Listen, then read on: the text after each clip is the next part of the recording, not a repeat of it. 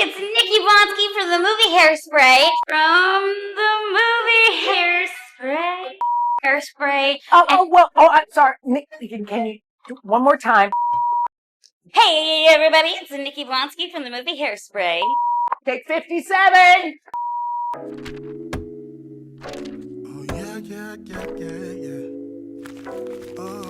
Nikki Blonsky, a person whose name you probably don't remember, but a face that you will definitely recognize. She was the latest plus-size typecast that was on everybody's lips in the early 2000s. But now, more recently, that name has been generating a lot of interest in Google Trends because on the platform TikTok, the public is clowning her. Because to a lot of people, they believe that Nikki Blonsky really did just peak when she did Hairspray. But beyond all that, nobody really recognizes her for anything else notable, leading to Nikki Blonsky using her past as being the main character of Hairspray, Tracy Turnblad, in order to generate new revenue on platforms like Cameo, singing what can only be noted as out-of-tune renditions of the Hairspray songs that we all know and love.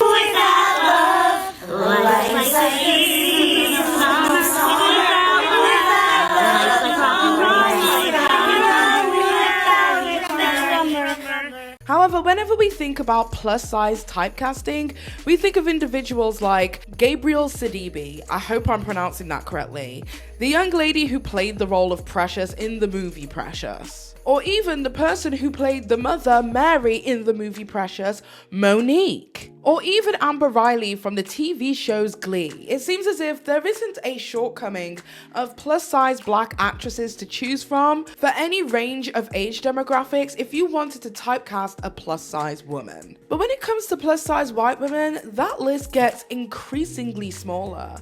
The only plus-size white woman that comes to mind when I think of plus-size typecasting is Melissa McCarthy. Or Amy Schumer, if you want to regard her as plus-size, but I personally don't see her as a plus-size woman. But young 17-year-old Nikki Blonsky honestly really should have taken all of the roles that Melissa and Amy Schumer couldn't fulfill, simply due to their age.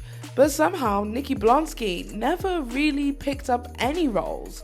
And why was that? She was amazing and appropriately casted in the movie adaptation of Hairspray. But somehow we just heard less and less from her until it eventually just stopped. Well, that would be because Nikki Blonsky would commit the cardinal sin of getting too big for her britches and allegedly getting herself involved in an altercation that surrounded racism. The one thing that the movie Hairspray was trying to combat. So how does a 17-year-old wide-eyed teen go from the girl who everybody is speaking about with huge anticipation for the next moves in her career to suddenly becoming a washed-up 30-something, begging for donations on TikTok and using their previous fame to fuel their cameo? Well, today that is exactly what we are going to be taking a look at. And honestly, I didn't even know where to begin, but the first place I started was Instagram. Now, I don't know about you, but whenever I go onto Instagram, I always find myself in this really weird situation where I'll see a video, I'll click on it, and I'll just want to watch the video to see what it's all about, and then find out that the video is an advert. And before you know it, my information has been siphoned, leading to multiple different phone calls coming to me asking me about various different things such as, I don't know, solar panels, free solar panels that I could potentially want for my property. So that's why I am so glad that I used today's sponsor of today's video, Incogni. Now, if you've ever been contacted by various companies such as myself, you will have been in touch with what people call data brokers. And data brokers are companies who gather personal information on various different people and sell it for profit. They usually scan the web for details such as your home address, your name, your social media profiles, and even court records and social security numbers. And they do this to build detailed profiles on various different individuals to essentially sell to you. But unfortunately, this personal information can land itself in the hands of fraudsters and scammers. And this can put you and your family and anybody it is that you're associated with at risk. exposing your household and sometimes even data on the minors in your home. And as a mum, my kids' privacy is 100% my top priority. So how Incognito works is they reach out to data brokers on your behalf and makes a direct request to them for them to remove your personal data. Because in these situations, you would have to go to every single data broker firm and contact them directly to remove yourself from their lists. And just because one data broker has your information, it doesn't mean that multiple others don't too. So that can be a long and tedious process, and that's where Incognito comes in. They handle any of the data broker's objections, and the whole process is automated for you. And the good thing about it is so simple. All you need to do is go onto Incognito, create yourself an account, grant them the right to work for you, and literally kick back, relax, and just let them do their thing, let them do their job. So if you'd like to get your hands on Incognito and make sure that your information, your private information is protected, please make sure to use code Christie in the link in the description box down below to get yourself an exclusive 60% off an annual Incognito plan. Check out the link in the description box down below. It greatly helps my channel when you do. And thank you once again to Incognito for not only protecting me and my family and our personal information, but also for sponsoring today's video. And without further ado, let's get straight into it. I was tempted by your smile. I was tempted. You might know Nikki Blonsky as the bubbly, big-haired Tracy Turnblad from the Hairspray 2007 musical, where she danced and sang and stole the whole show. But did you know that before Hollywood came knocking, she was working at Cold Stone Creamery? Yup, one day she was serving sweet treats and the next she was starring in a movie alongside huge names such as John Travolta and Zac Efron. The leading character in Hairspray is an overweight teenage girl. Now, when we started that process, we sat down and thought, all right, let's make a list of all of the overweight teenage movie stars, and that was a list of 0. And what followed was a series of open calls all around the country. We made the decision that Nikki Blonsky was the one. Hey, Nikki, I think that you should probably, make yourself a big ice cream cone because you got the part. And it was one of those great Hollywood moments because she had participated early on. There was silence for a good length of time as we scoured the country. And for somebody to come out from behind the counter at an ice cream store and land that role in a big Hollywood musical was big news. Her Hairspray performance didn't just make fans fall in love with her, it also earned her a Golden Globe nomination and cemented her status as a musical theater favorite. It's been a lifelong dream of mine ever since I was a little kid to just be at the Golden Globes. So this year to be nominated and for it not to happen, you'd have a very, very sad Tracy Turnblad on your hands. Nikki Blonsky, Hairspray.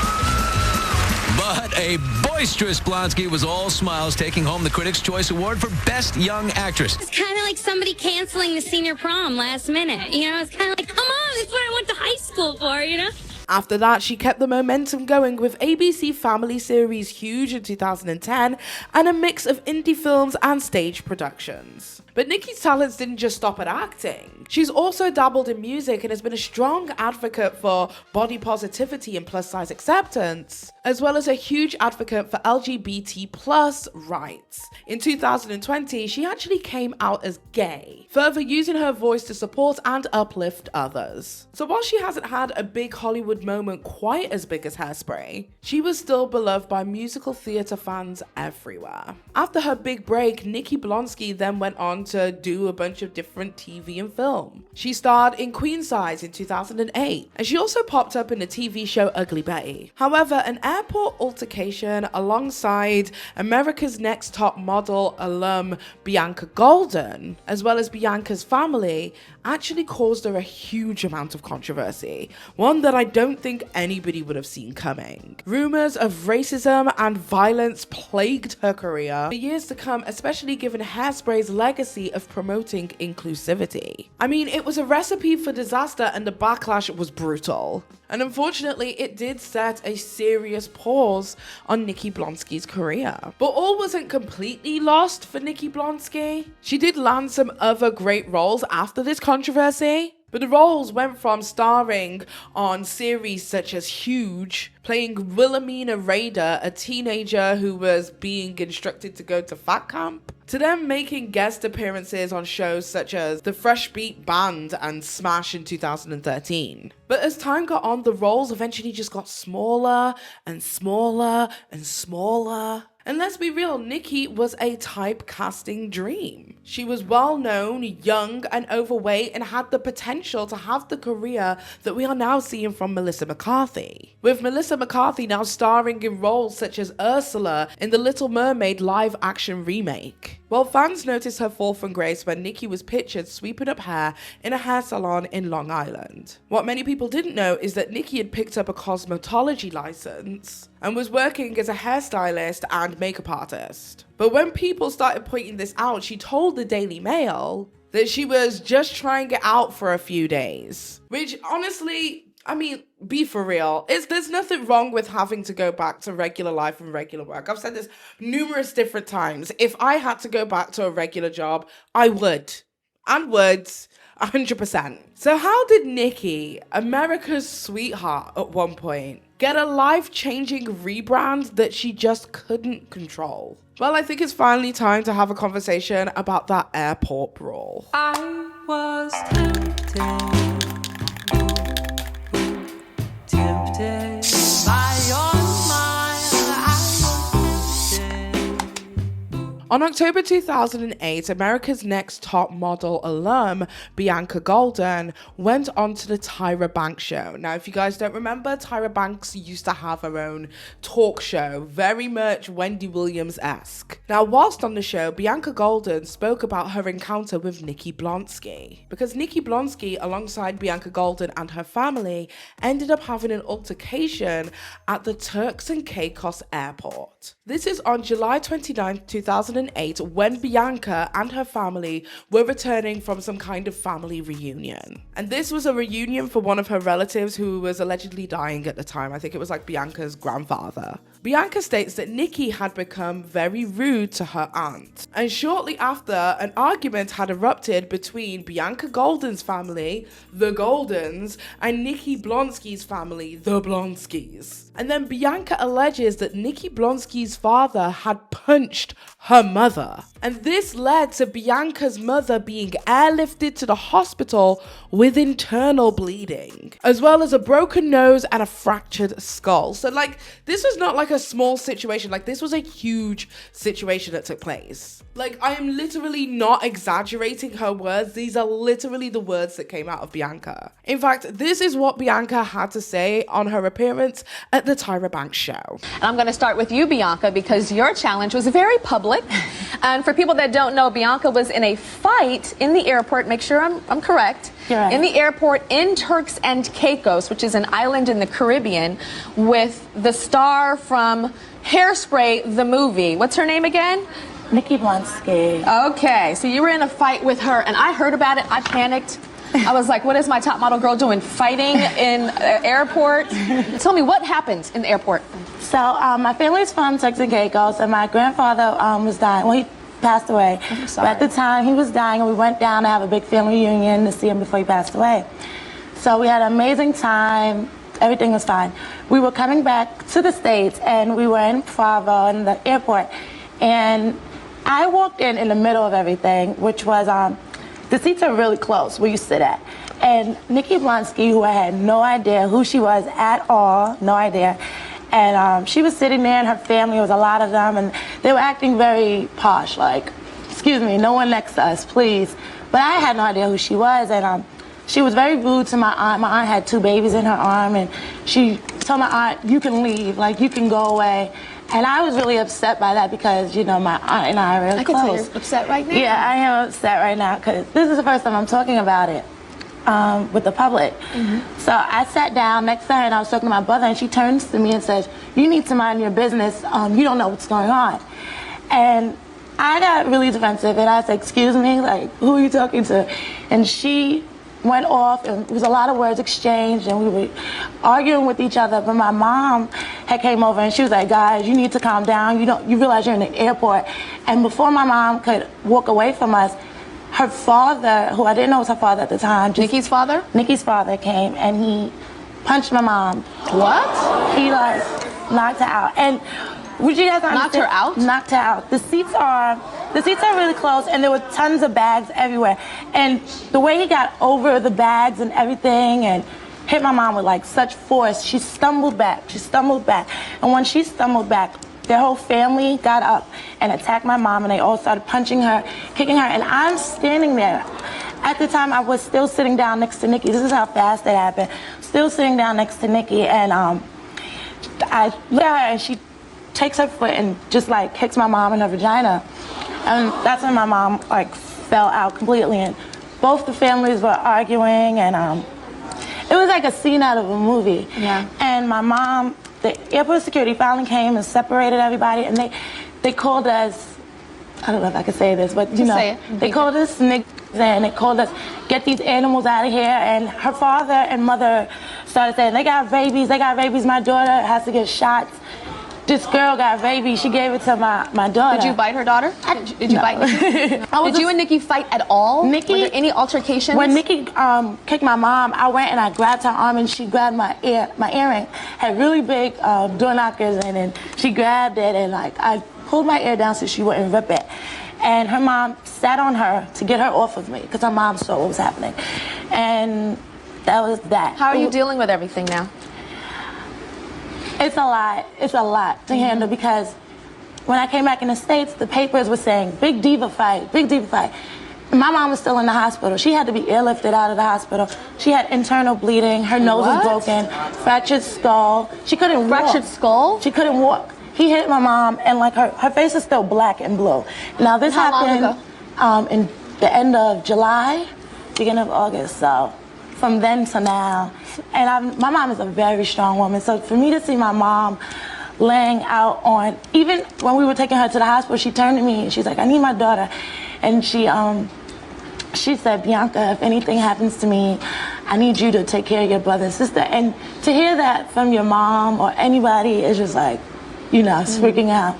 So you're making me cry. We're all crying in here right now. And that sounds horrendous, right? Well, both Nikki and her father were actually charged over this. Nikki was charged with assault and actual bodily harm. Oh, as well as common assault, whilst her father was charged with grievous bodily harm. But this wasn't 100% one-sided because Bianca Golden was also charged with actual bodily harm as well as common assault. Which, to be fair, if this was racially motivated in the way that Bianca is alleging that it is, it's probably something I would do too. Honestly, I'm just gonna keep it a buck and keep it a beans. Talk shit, get clapped.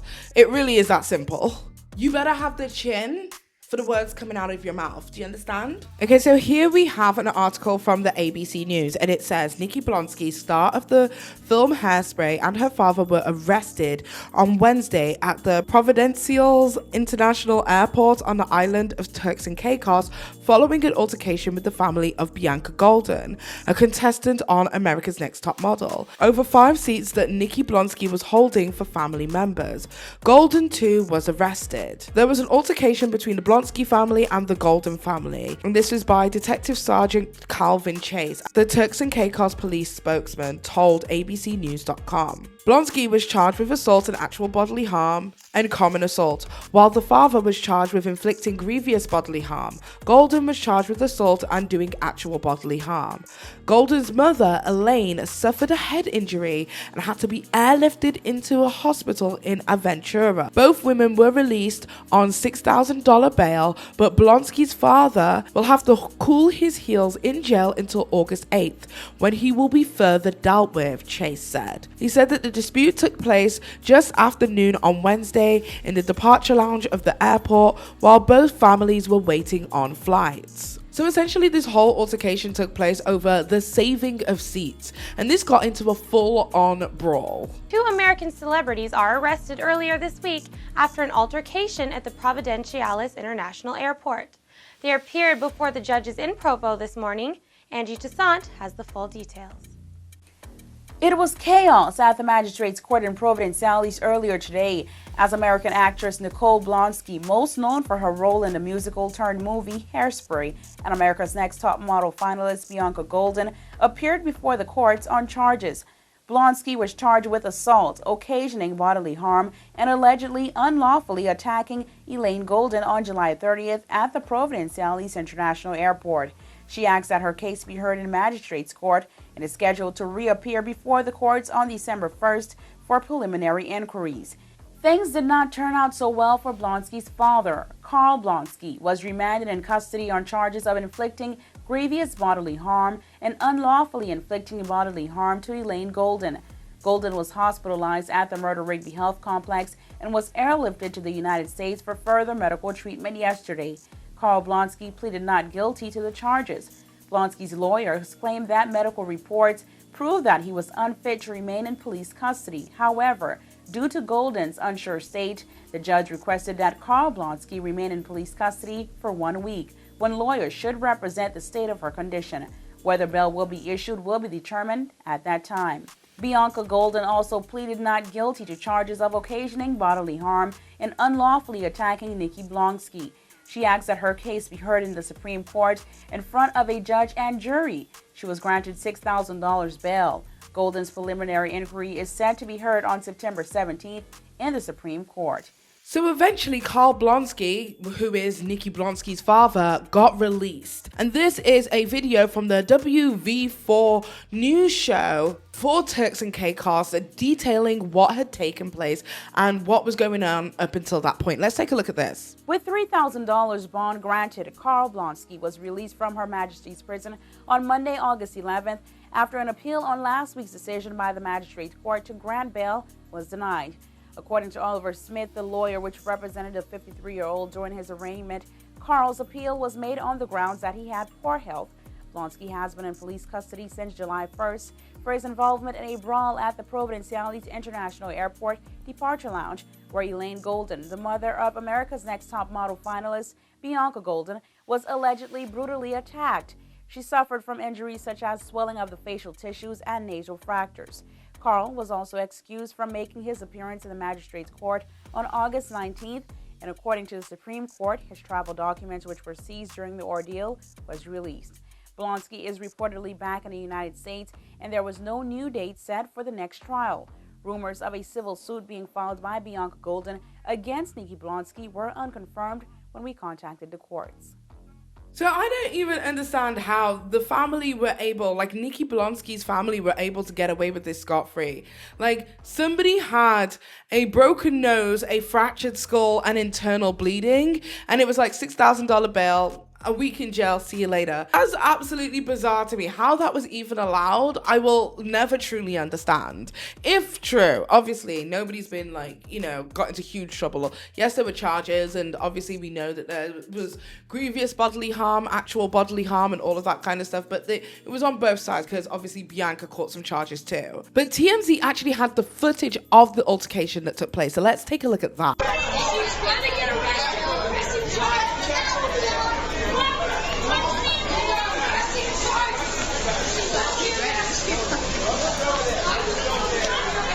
You know why? They know who they hit. They hit people that don't hit back. That's what that is. That's what goes on. This young lady here with the green shirt, she done ducked the girl out. Tracy Turnblack. She done ducked out. Poor girl over there, devastated. She ain't dancing around today. Poor young lady. And where's the little boy that want to fight a young lady? Because he need to be locked up somewhere too. See, that's how they make black people look bad. She comes all the way over there by that girl for no reason, starting trouble.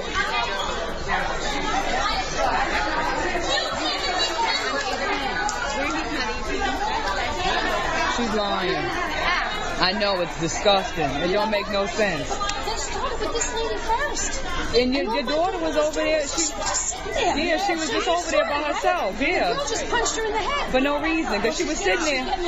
Well, make sure you do. Please do. Because that's ridiculous.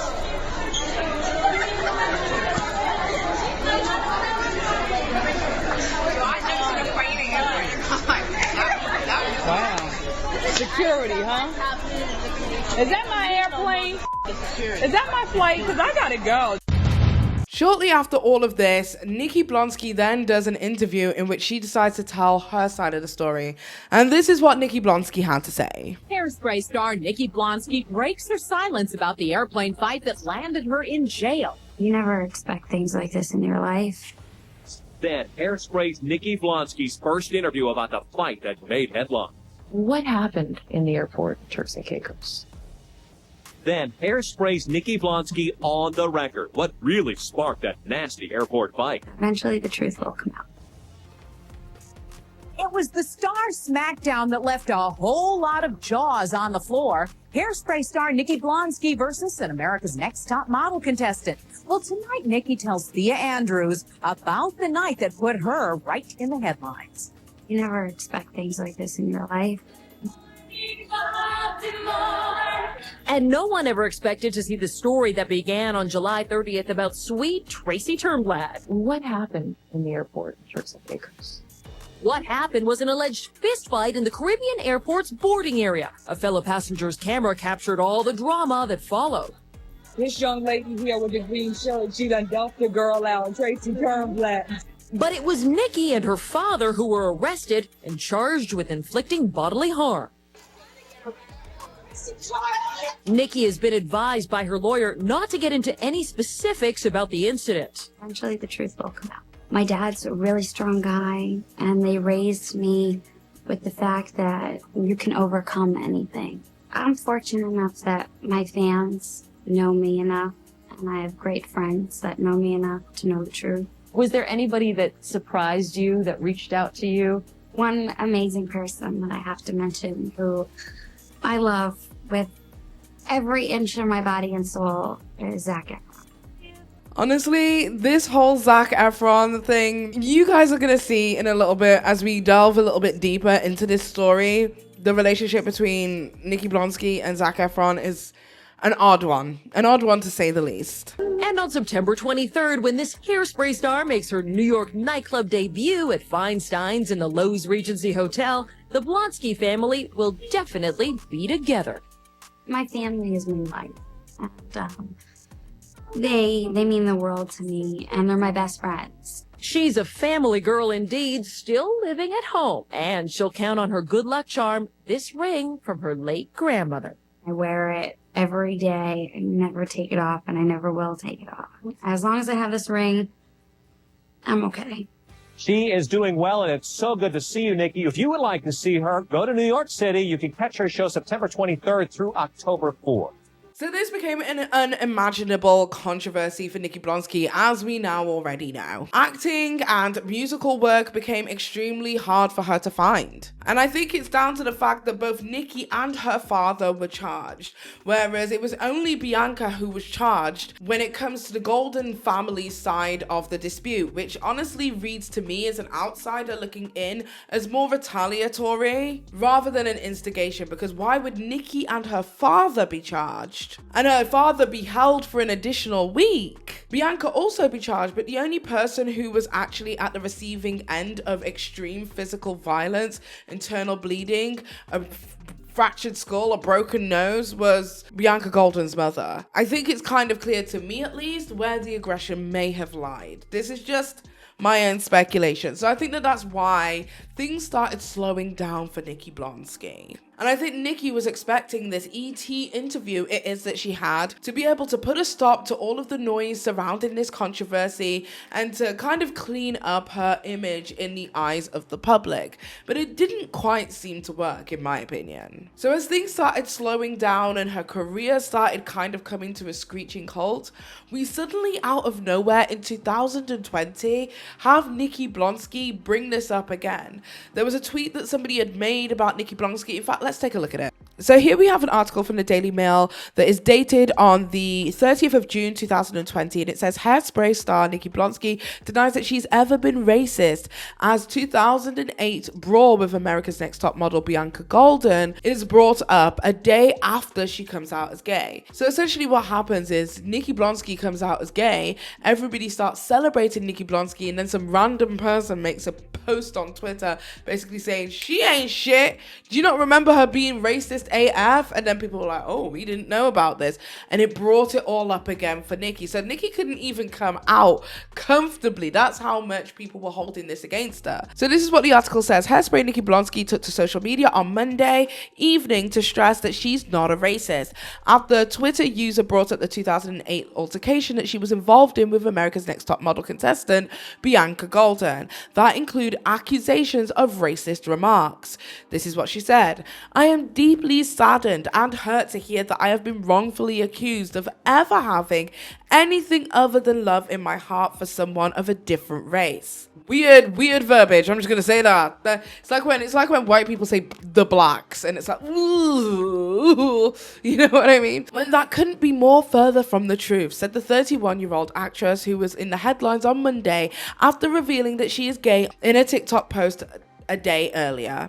She said, I am finally in a good place in my life, living my true self, and I do not feel the need to rehash the trauma that we all experienced that day or point fingers at anyone else to try and tarnish their reputation. So this is the post that was posted. It was from somebody called Caleb, and it says, reminder that Nikki Blonsky from the movie Hairspray and her family beat the blank out of a black woman so badly that she had to be airlifted to the hospital while throwing around the N-word. Can we find a new weirdo to meme? And this is the post that Nikki Blonsky had posted to her Instagram. Nikki Blonsky did say that the information surrounding the incident is correct and false, and while an altercation did occur 12 years ago that she is not proud of, the use of racist language and violence is inaccurate. You see, here's the thing. I can understand if she was saying, I never said anything racist. There's no proof of this, which is fair, and her maintaining that stance. But to say that there was no violence is kind of like, now we're lying, because we know that you were charged with violence. Both you and your father was. And Bianca, you were all charged with violence with committing violent acts. So for you to come on and say that the violence wasn't included, it's just, it's like now we don't believe you. Now it's making it easy for us to like poke holes in your story. Now I know what you're thinking. You're probably thinking to yourself, Paige, there are numerous different celebrities who have done far worse things than Nikki Blonsky. How did this one incident, all the way back when, 16 years ago, have the ability to affect her career not only 12 years later, but even in present day? Well, because money. I think that this was in part down to the themes displayed in the musical Hairspray. So this wasn't a situation that just reflected bad on Nikki Blonsky and her family. It reflected bad on the musical itself, the production, the staff, and everybody associated with it. And just the Hairspray franchise as a whole. And to understand that, we really need to understand the themes in Hairspray. I was tempted by your smile. Hairspray is a musical comedy that is set in the 1960s that tackles themes of racism, racial integration, body positivity, and self-acceptance. It follows a young teenager called Tracy Turnblad, a plus-size girl with big dreams and an even bigger heart, as she fights for social justice in her area of Baltimore. The story begins in 1962 Baltimore, where Tracy Turnblad, a high school student with a love for dancing, dreams of appearing on the Corny Collins Show, a popular TV dance program. Tracy and her best friend Penny Pingleton, played by the wonderful Amanda Bynes, they both rush home every day to watch the show, featuring the teenage heartthrob of Link Larkin, who Tracy has a huge crush on. Despite her enthusiasm, Tracy faces rejection due to her plus-size appearance. However, after impressing Corny Collins with her dance moves at an open audition, she earns a spot on the show, much to the dismay of Valma von Tussle, the station manager, and her spoiled daughter, Amber, who is the show's lead dancer and Link's girlfriend. However, whilst on the show, Tracy befriends the black dancers on the Corny Collins Show, because they have a segment called Negro Day, a monthly segment hosted by Motormouth Mabel, who is played by Queen Latifah. She is also the mother of Seaweed, who is a talented dancer on the show. Tracy is shocked to learn about the racial segregation on the show and decides to take a stand and reintegrate it. As Tracy's popularity on the show grows, she faces obstacles from Velma and Amber, who go out of their way to plot against her. Tracy also then wins over Link, which ultimately causes more tension between herself and Amber, because the skinny white bitch was completely confused why Link would ever be attracted to a fat girl like Tracy. But Tracy's newfound fame gives her the platform to be able to push the station and the network for integration. But this also lands her in trouble. During a protest organized by Motormouth Mabel, Tracy is arrested and then goes into hiding. With the help of her parents, Edna and Wilbur Turnblad, Penny, Seaweed, and her other allies, Tracy sneaks into the station on the day of the Miss Teenage Hairspray contest. She crashes the show and does her very own dance number that forces the Corny Collins show to become integrated. In the end, love triumphs and Link declares his love for Tracy Turnblad.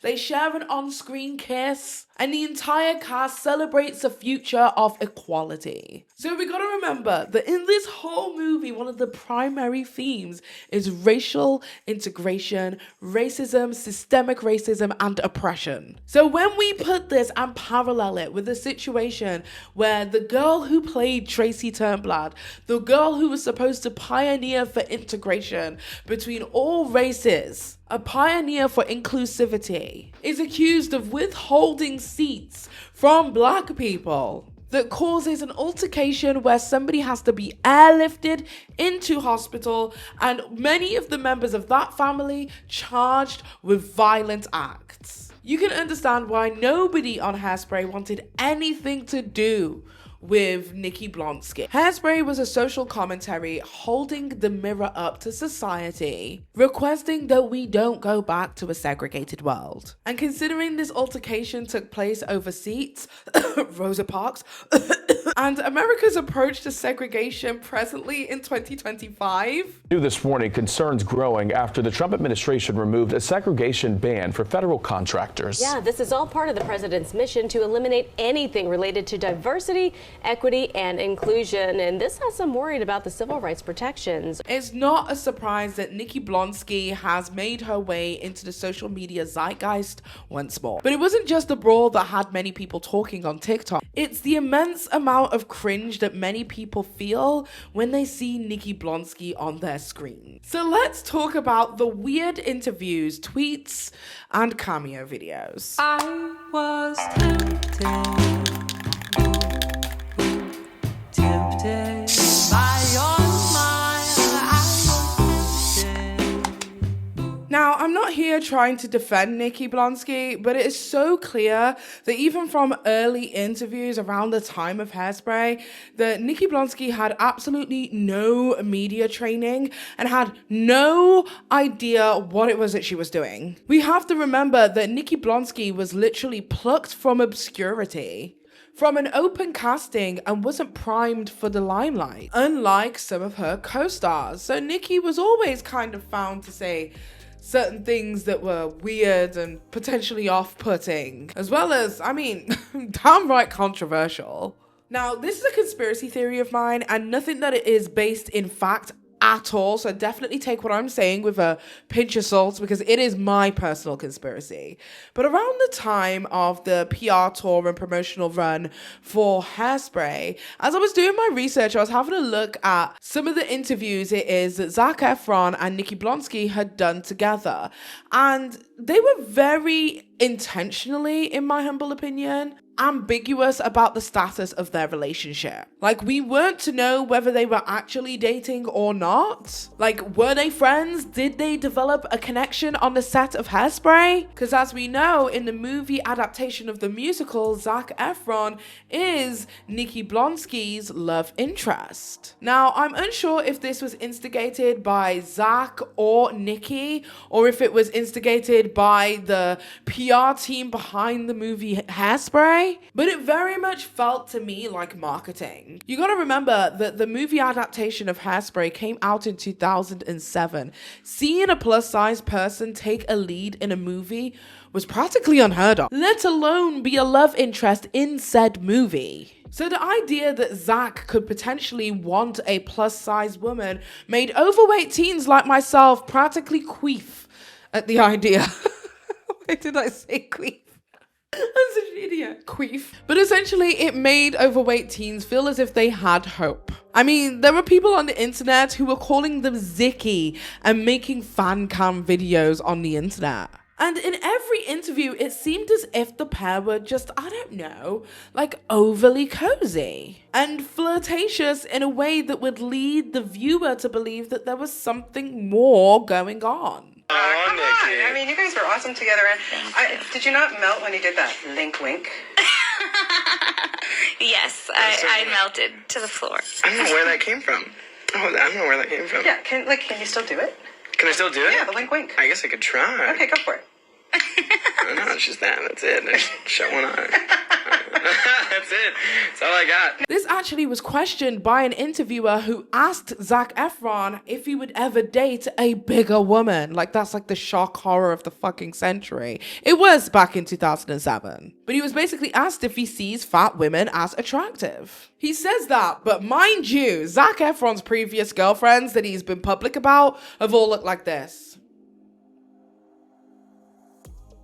Find your summer love. Get to see Nick here. See, no, okay, I have to ask you about this. Today on the internet, somebody sent me something that teenhollywood.com. Part of my research was reading all the teeny bopper magazines. Of course. There's all this stuff about like, you guys are best friends, but this one is like, I like big girls. Yeah. Oh, is that what I said? Yeah. He does. It's like, because they're larger than life and they're comfortable in their skin.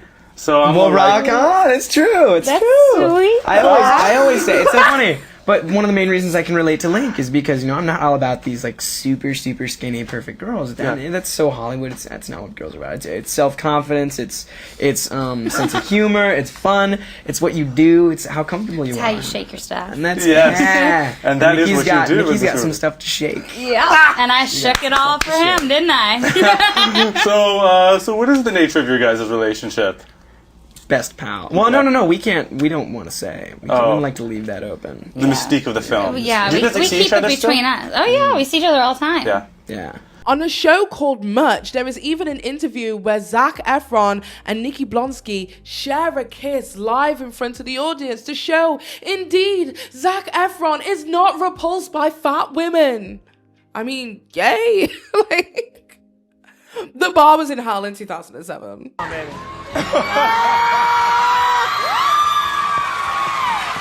that was on TV. But Zac Efron's enthusiasm wasn't as strong when he was asked by an extra reporter whether he kissed Nikki Blonsky on set for a dare. Zac seemed as if he was eagerly trying to dismiss their closeness. Almost as if the flirting that we had seen, the aforementioned flirting, was a facade. What is this?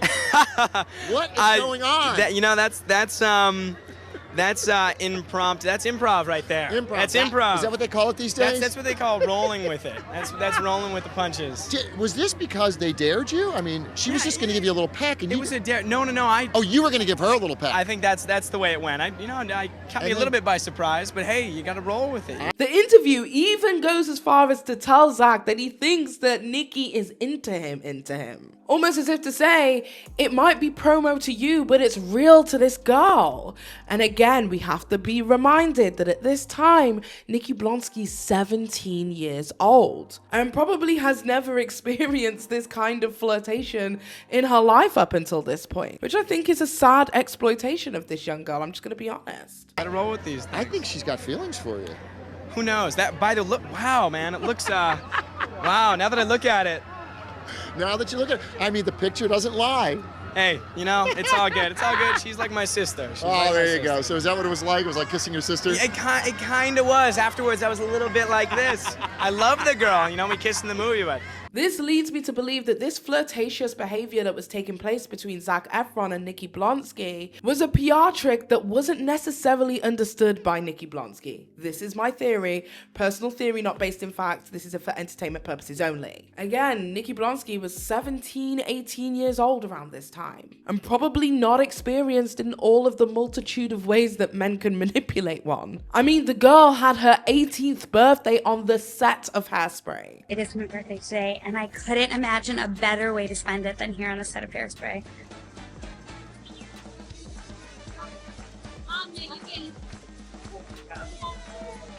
Amazing cake, it's so good. So I'm ready to go into my 18th birthday party. I'm very, very excited. I hope you guys enjoy it as much as I know I will. Carrying the cake with Nikki B.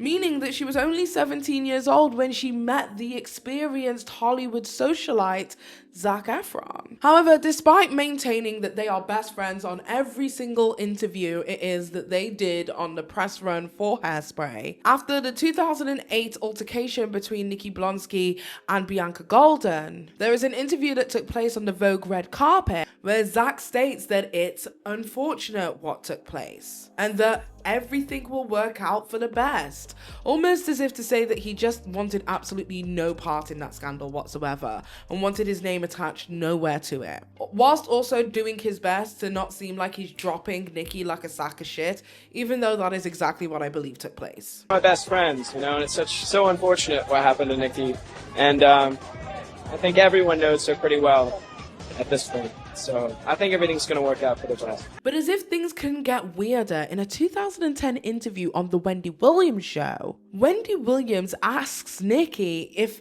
Zac Efron's then girlfriend, Vanessa Hudgens, would go the distance and finally, get married to Zac Efron. To which Nikki states no in plain language and basically reiterates that she is the only woman for Zac. And I don't know, that was kind of weird. Zac is one of my best friends in the whole world. Okay, let me ask you something. Okay, let's get serious now. Do you think that he and Vanessa will go the distance and get married? Not yet, just eventually. No. Okay. Sorry, D. Love you, girl, but it ain't happening. It's just, you want the truth. It's the truth. I'm sorry to hear that, too. Sorry, Hollywood. I know him real well. I love him real well, but... Oh, you're a good, funny girl. You're good. Okay. I'm the one for Zac Efron, okay? Let's just settle the debate. I'm the one for Zac Efron. She's angling. I personally believe that Nikki Blonsky genuinely fell for Zac Efron. She even maintained her public love for Zac Efron in an interview for ET in 2013. Another Hairspray star has seen his share of trouble. Zac Efron acknowledged he had been in rehab. What went through your mind? Picked up the phone. Mm-hmm. What'd you say to him? I love you. Now, I'm not showing any of these clips to be like, oh my god, poor Nikki Blonsky. She was thrusted into fame, and she doesn't deserve all the hate that she gets. But I did want to show what I believe to be a naivety, if you will, to the entertainment industry and the games that are played to keep people on top. Working on set in close proximity with a lot of actors over a long period of time. I mean, we're talking like 12-hour work days, set, makeup, dressing, all of that kind of stuff for hours and hours on end. It can begin to feel like these people that you're working with are going to be with you in life forever. Especially to a naive 17-year-old girl who has never had any hand in the entertainment industry in this capacity. But the fact is that all of those people, all of the star-studded cast, John Travolta in drag, Zac Efron, Queen Latifah, Amanda Bynes, they all just moved on after Nikki's blunder and never really looked back. I was tempted.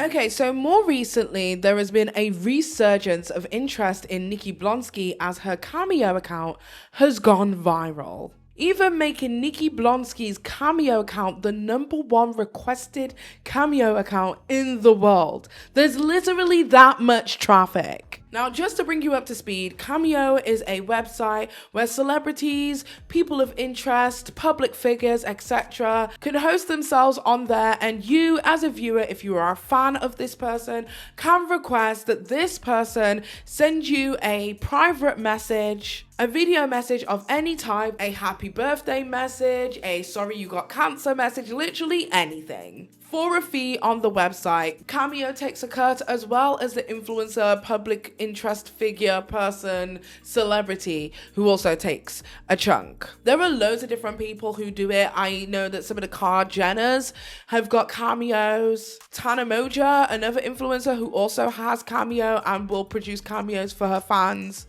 And even myself, I'm on Cameo. I've not used it in God knows how many years or promoted it, but I do have a Cameo. If you want me to say happy birthday to you, I'll leave the link in the description box, I guess.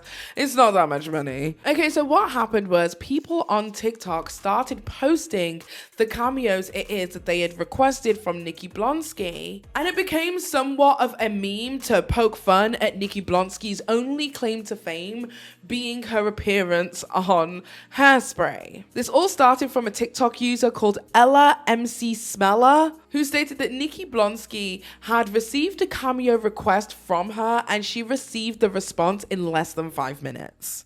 I can hear the bells, just hear them chiming. I can hear the bells because Hallie, I can hear the bells. Your 20th birthday bells are going off. Happy birthday, Hallie. Happy birthday, my friend, your best friend. Ella reached out to me and told me that it's your big day and you are a huge fan of Hairspray and a huge fan of mine, and I can't tell you how much that means to me. Truly, it touches my heart. Thank you. I heard that Hairspray is your absolute favorite movie to watch, and it's the movie that you two love to watch together. So, with that being said, I have to sing you a little Welcome to the 60s. Oh, oh, oh, oh, oh, oh. Go, Hallie, go, go, go. And since, well, you have such an amazing best friend named Ella, you'll never be without love. Life's like the seasons with no summer without love. Life's like rock and roll without a drummer. Hallie, I hope you have the best birthday ever. I hope it's as magical and as amazing as you are, because you surely deserve it. Ella thinks the world of you and just adores your friendship. So happy birthday, and remember, you can't stop an avalanche as it races down the hill. Happy 20th birthday, my friend. Bye. So literally, 5 minutes after putting in the request for a cameo, she received her cameo from Nikki Blonsky, which led a lot of people to have a lot of giggles and fun at Nikki Blonsky because clearly she is not busy or booked. The running joke was that Nikki Blonsky was so out of work that she was rushing to make $20 on Cameo for literally anybody who purchased. Hi, Natalie. It's Nikki Blonsky here, and well, you caught me listening to what is probably my favorite Hairspray song of all time, Without Love. Life's like the seasons with no summer without love.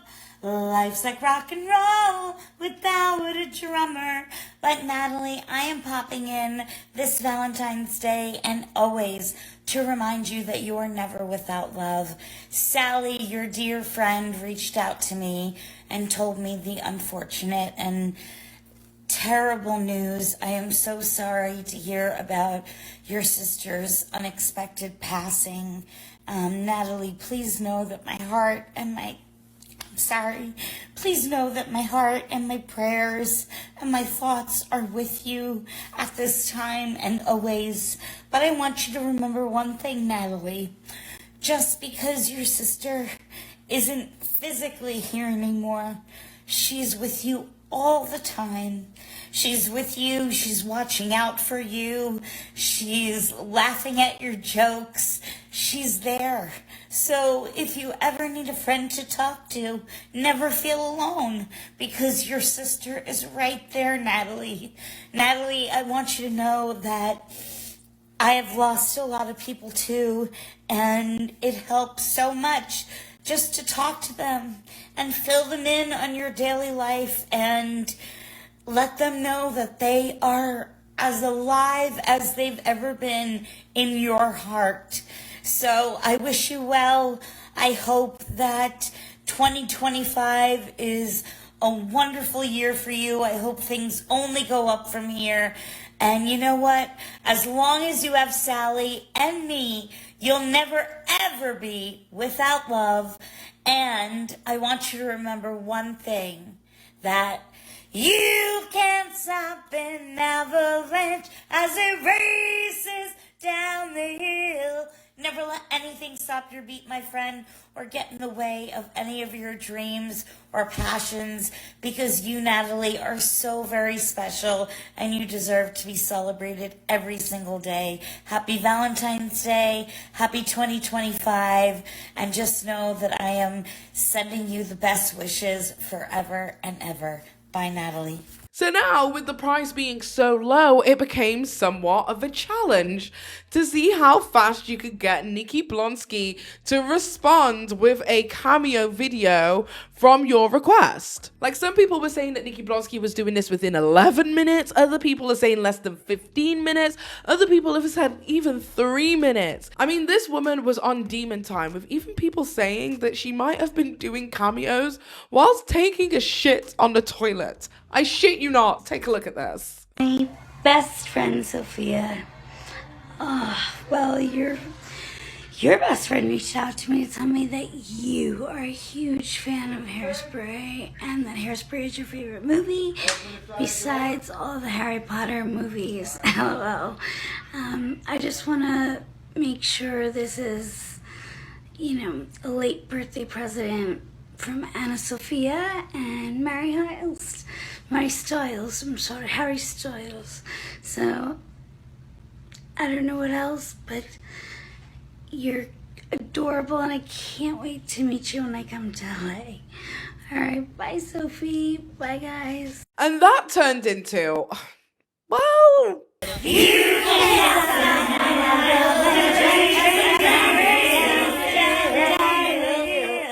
yeah. So this ended up coining the catchphrase of, "Hi, it's Nikki Blonsky here from the movie Hairspray," with many people laughing because, again, this was her only claim to fame. Hey, it's Nikki Blonsky from the movie Hairspray. So this made the search term, "It's Nikki Blonsky here from the movie Hairspray," become popular. And people were laughing at the downfall of the once celebrated movie star. And this caused people to uncover a whole host of tweets where Nikki Blonsky had referred to herself by that phrase verbatim to gain the attention of other Hollywood A-listers. At The Real JH, "Hey, it's Nikki Blonsky here from the movie Hairspray. I love all your work, but wow, Ghost Whisperer is amazing and amazingly addictive." At Graffiti6, "Hey, I'm Nikki Blonsky, the actress from the movie Hairspray. I really love your music, just awesome job, I wanted to tell you." At Bruno Mars, "Hey, it's at Nikki Blonsky from the movie Hairspray. I saw you perform at the Teen Choice Awards and I love your music. You're the real deal, man. XOXO. I mean, here's a few more read by TikTok content creator Kaylin Berry. Her debacle with these tweets that I have to read you because I just cannot. "Hey, Rita Wilson. It's Nikki Blonsky from Hairspray. You were amazing tonight on Law & Order." Aaron Goodwin. "Hey, it's Nikki Blonsky from Hairspray. I'm such a huge fan of the show, and I'd love to do a lockdown with you guys. Come to New York." John Stamos. "Hey, it's Nikki Blonsky from Hairspray. How are you, handsome? Missing you around. XOXO." "Hey, Bruno Mars. It's Nikki Blonsky from Hairspray. I saw you perform at the Teen Choice Awards. I love your music. You are the real deal, man. XOXO." Lady Gaga. "Hi, I'm Nikki Blonsky from Hairspray. Just wanted to tell you I love you and your music and all you stand for. I live in NYC too. Hope to meet you." Just in case you didn't know, it's Nikki Blonsky from Hairspray. And I wouldn't feel bad for making this if it wasn't for the piece of trash that she is, what she did to that girl in that airport. And this led people to look up her roles since Hairspray, and this led to people finding a Lifetime movie where she was typecast as your archetype fat person who definitely has emotional eating problems. I haven't watched the movie myself, but the synopsis was absolutely insane. Content creator Rob Anderson covered this on TikTok. This is what he had to say. This is who I am. I just watched this Nikki Blonsky Lifetime movie. Please listen to what happens in this. This is high school senior Maggie Baker, and the one thing you need to know about her is that she's fat.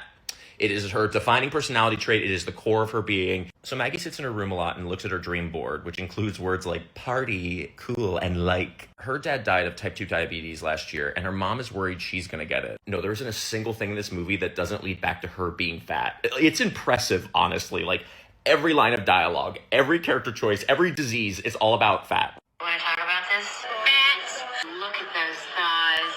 I bet they don't chafe when she runs. You're fat, fat, fat. This is the main villain. Her name is Liz McGeever. She's so menacing. She wears a shirt under a tank top. And she pulls a mean stunt by nominating Maggie for Homecoming Queen as a joke. At first, Maggie's like, I can't do this. I have to drop out. But then she takes a look at her dream board. She sees a burger. She sees a burger with a crown on it, and she's like, oh my God, I'm fat and I love burgers. I think I should run. So her friends help her get the 150 signatures she needs. It's a very, very strange homecoming system. To get elected, she changes her ice cream from chocolate peanut butter to slim strawberry. And she's like, oh, I don't like this flavor. I'll never be homecoming queen. Now, Maggie has food crash outs constantly, and I get that they're trying to show that she eats when she's stressed, but this is outrageous.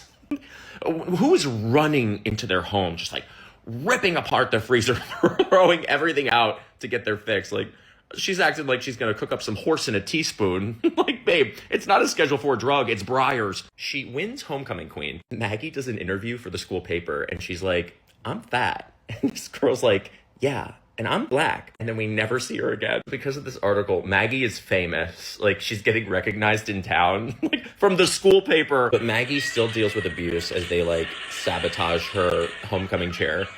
But then she gets on the local morning news. Now, everyone is watching this morning show. Like, they're gathered around TVs. Like, you'd think it's Times Square and the president just said a meteor is headed for Earth. In spite of harsh bullying, including breaking into her locker to steal petition sheets and sabotaging the homecoming float. Now, how did they get all that?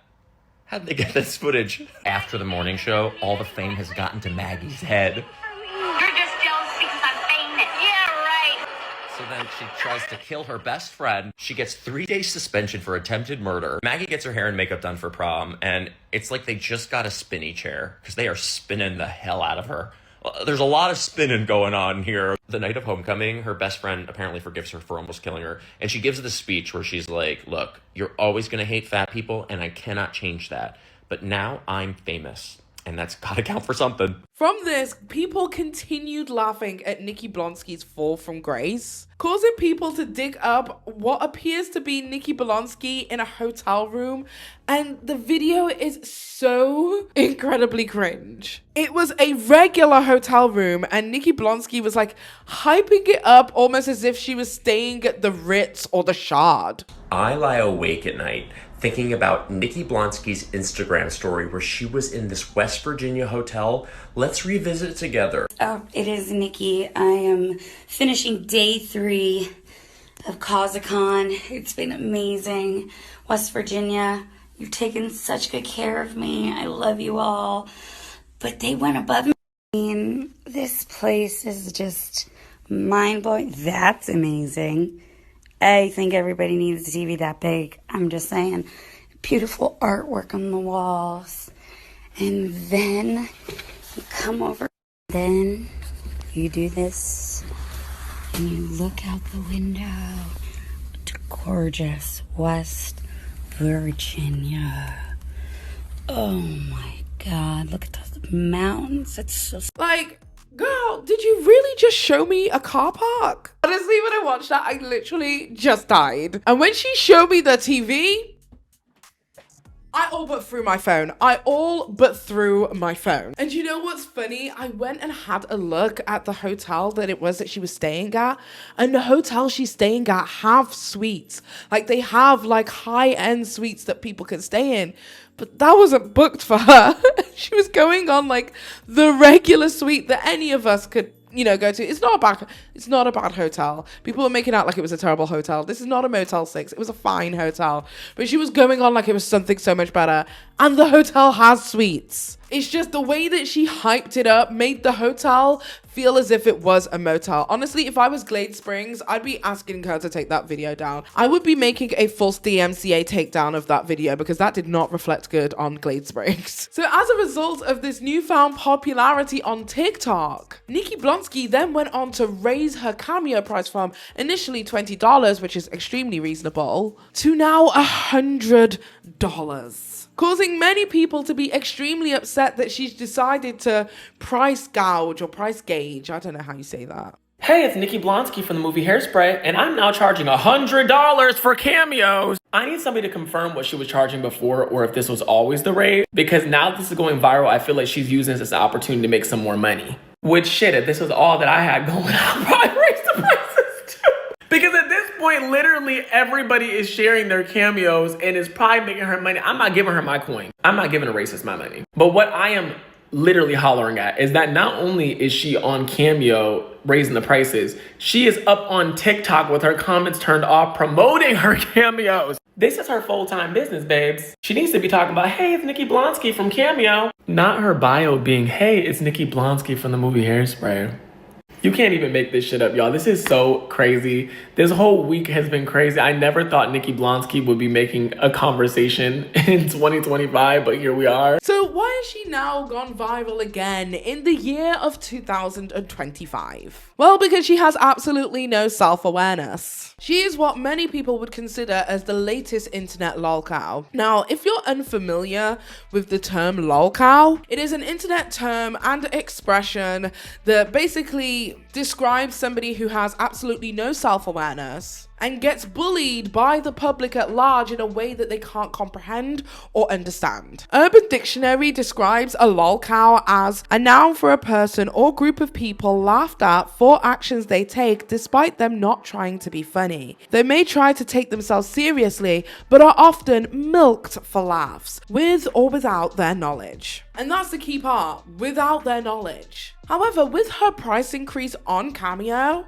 and the limitations on the comment sections across all of her social media platforms, which I would consider as a form of emotional protection, she is fully leaning into the fact that she is being laughed at. Although unintentional, I think that she has somewhat made peace with the fact that she will never be successful again, and that Hairspray will forever be her claim to fame, making her the LOLCOW who is essentially milking herself for financial gain. In a recent live stream, when asked by an audience member why she references Hairspray so much and not any of her other achievements, she pretty much confirms this. Do you think, is Michael Jordan ever going to stop talking about basketball? No, he's not.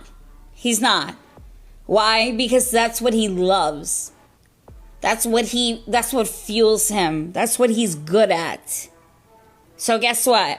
As long as Michael Jordan's talking about basketball, as long as Shaq's talking about basketball, as long as A-Rod's talking about baseball, as long as Cher's talking about, say, I'm gonna fucking talk about Hairspray whether you like it or not. And if you don't like it, you can kindly take yourself off of this live. And if you don't, I'll remove you myself. So there you go.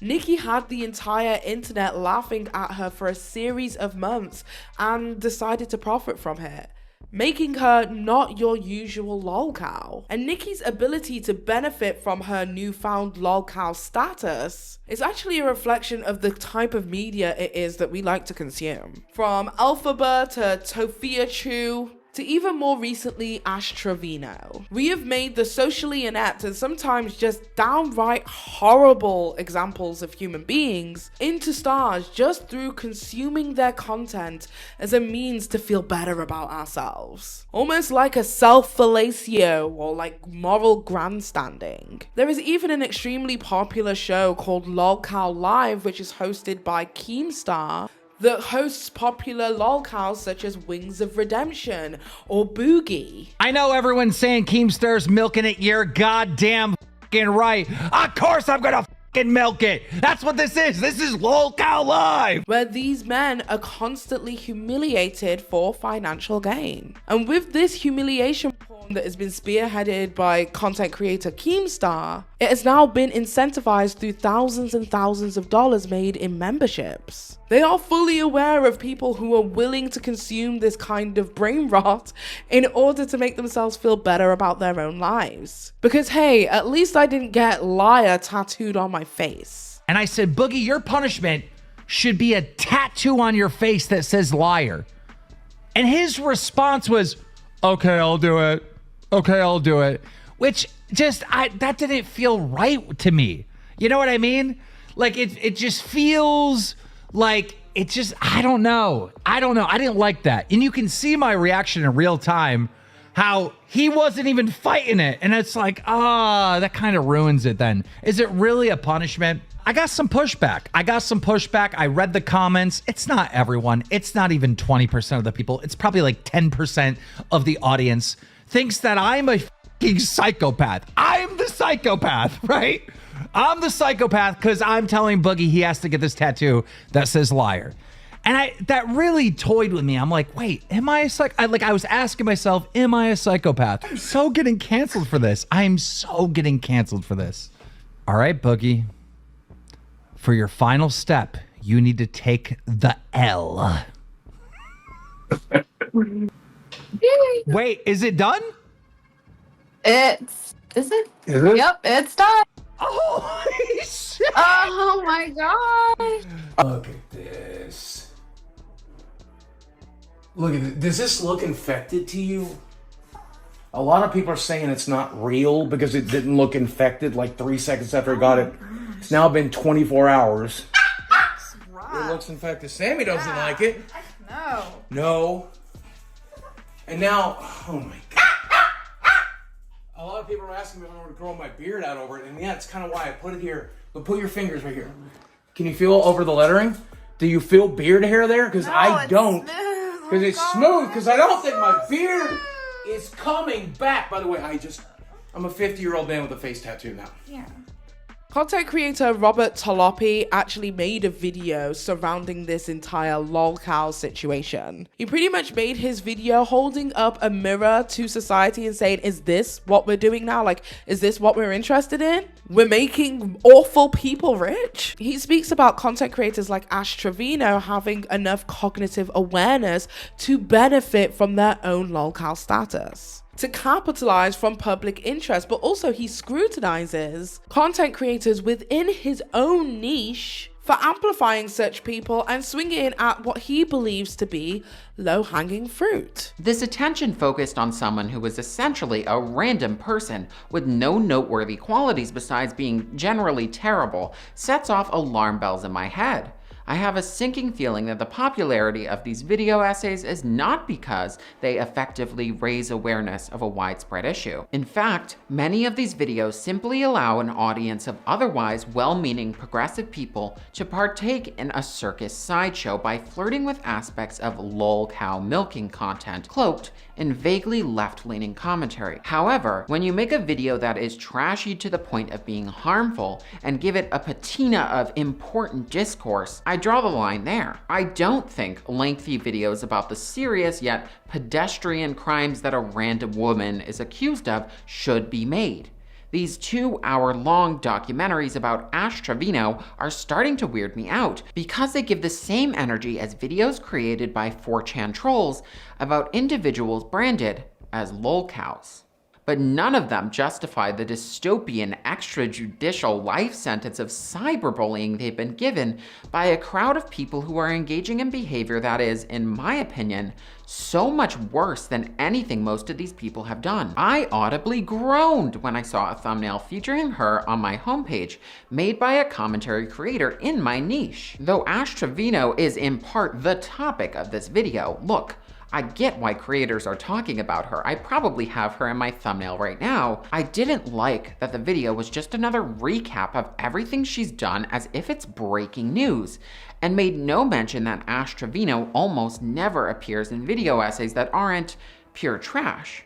The video showed a lack of self-awareness, and being self-aware as a creator is critical.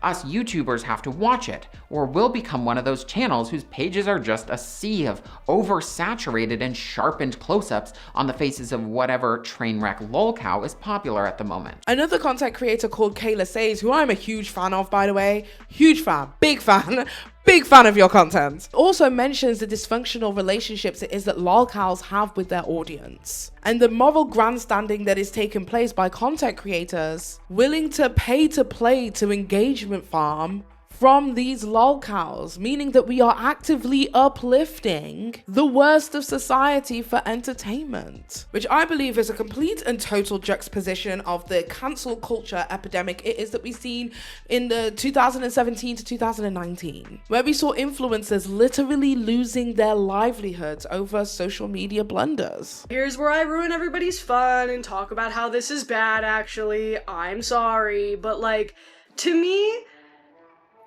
I think it's weird that when somebody becomes a meme and you're making fun of them ironically, and you're kind of making fun of them because they're untalented or because they're a bad person, then it's like okay to pay for content from them just because it's funny to you. You know what I mean? Like, Nikki Blonsky is still a violent racist who is now benefiting materially from the money that she is making on Cameo of people making fun of her. I'm like, I don't know, maybe you view that as bizarre karmic justice, but if you take that situation and you place it into a different context, like if I was like, I'm gonna pay for this super funny cameo from Shane Dawson, or, you know, David Dobrik, or some other controversial 2010s influencer who has been accused of some seedy shit, right? You'd be like, that's weird, why are you doing that? Why are you giving that person your money? Like, that's really strange. But because we have decided that Nikki Blonsky's cosmic punishment for being cringe is that she's going to get laughed at through Cameo, it's okay. But you still have to pay for those cameos. And it's because these people don't view her as a person, they just view her as, like, content. As means to an end to, like, elevate themselves and post on TikTok and be like, look at this really funny thing that I made Nikki Blonsky do. So is this karmic justice? Or are we doing exactly what our parents told us not to do? Which is rewarding bad behavior. When it comes to Nikki Blonsky, her behavior and her rise to LOLCOW infamy, especially on social media, I wanted to look for research surrounding LOLCOWs and what makes them, them. But what I found was a lot more psychological research in regards to the people who consume LOLCOW content, in regards to internet trolling and the behaviors of trolling, and the hive mentality that causes the behaviors of the LOLCOWs themselves, signaling to me, at least, that this is an instance of cause and effect. A content creator called Golden Boy explains this very well. He explains the psychology of how LOLCOWs are a product of trolling. The main type of research done on these internet behaviors are related to personality psychology, and they analyze the personality traits that are most closely associated with trolls, as well as possible contexts that make certain behaviors more likely. Several interesting studies I've found examine what they call the dark tetrad of personality traits, being Machiavellianism, psychopathy, narcissism, and sadism, as well as their relations to trolling behavior. Machiavellianism in this context is defined as the willingness to manipulate others,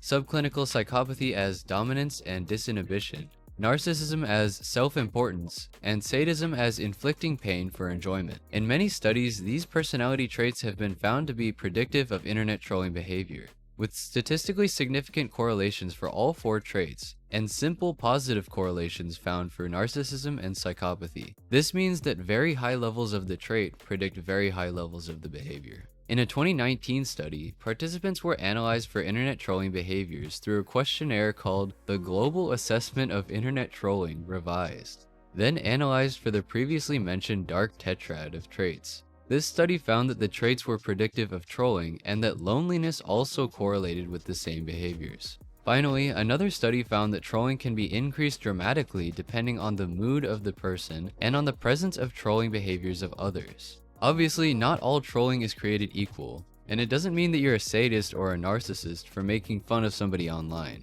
I should also note that personality analyses are also very commonly subjective, and it's pretty clear that studies involving internet culture and behaviors can often be outdated or otherwise misguided. I do think that it's very interesting to examine these studies and how they can influence online interactions though.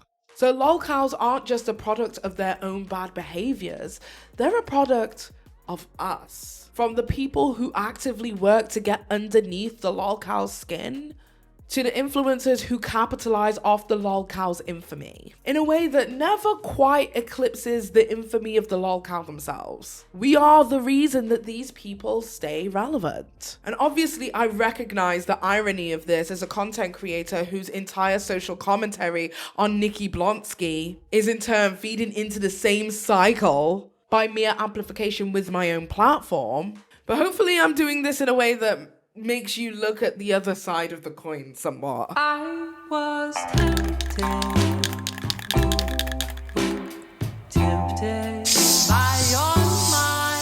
I was tempted. Now, has Nikki done some reprehensible things that deserve to be called out? Yes. But we have made her relevance peak from obscurity for entertainment. And this is not me nitpicking at you, the audience. There is nothing wrong with watching this content and enjoying it. We all like to have a laugh and a goof and a gag. But I do wonder about the mental health of the LOLCOWs who lean into the farming. Eventually, relevancy will die down and they will either go back to completely reprehensible behavior in order to keep their engagement going, because remember, they were rewarded the last time they did that, or they could potentially fall into a deep depression with their self-worth being at a rock bottom, with absolutely nobody to milk them. However, with Nikki, this is the most engagement that she has had for over 10 years. And this farming might be a blessing in disguise to her, because by the way that Nikki clings to her role in Hairspray, it seems as if she's desperate to be relevant again. And had the airport brawl had not taken place in 2008, it's possible that Nikki Blonsky could have had the relevancy it is that she is so desperately seeking today. But you know, for more commendable reasons. But I do see Nikki not just by her past actions, but also as a flawed human being. She was thrust into the limelight with no media training, without any understanding of the insidious nature of the entertainment industry and how exploitative it can be. And while she is still being exploited by the public at large, she is actively benefiting from her own exploitation. And a lot of the current generation of LOLCOWs are doing exactly the same. They flip the script. These people are seeing you, even if you hate them, even if you watch them, as a fan. Is income. You engage with their content and that is keeping them afloat, promoting the behavior they exhibit time and time again for your enjoyment. It's a simple example of supply and demand, and as we all know, the slogan of the entertainment industry is there's no such thing as bad press. So when you see a Nikki Blonsky, a Ash Trevino video, and wondering why these influencers are making millions and millions of views off publicly flogging a person for fun in supposed karmic justice, just remember that personality research indicates that LOLCOWs don't just exist. They are made. Just in the same way that we made a 17-year-old shop assistant from Long Island turn into a superstar overnight. We made the Hollywood has-been into a LOLCOW. So be careful for what you wish for and what it is that you consume. Because in the words of Eminem, we're the ones that made you. hopefully you guys have enjoyed today's video. I have thoroughly enjoyed actually putting this together. This has been a bunch of fun. Hopefully you guys are enjoying my new set. I am so sorry that the launch of my podcast didn't happen as expected. I was just, I'm so frustrated, but hopefully you guys should have a new video within the week. I will keep you guys updated. Hopefully we've solved all of the problems with sound and video and all this kind of stuff. But tell me, what do you think of this new set? Do you like it? Do you want me to return back to my office and where I was in the past? And where do you think I should put the James Charles "We will never forget what you did" poster? Because that has to come in this room somewhere. Anyway, tell me what it is that you guys think in the comment section down below. I also want to say a massive thank you to Incogni for sponsoring today's video. I really appreciate it. Until next time, you beautiful, amazing, badass bitches. It's your girl, Paige. Bye.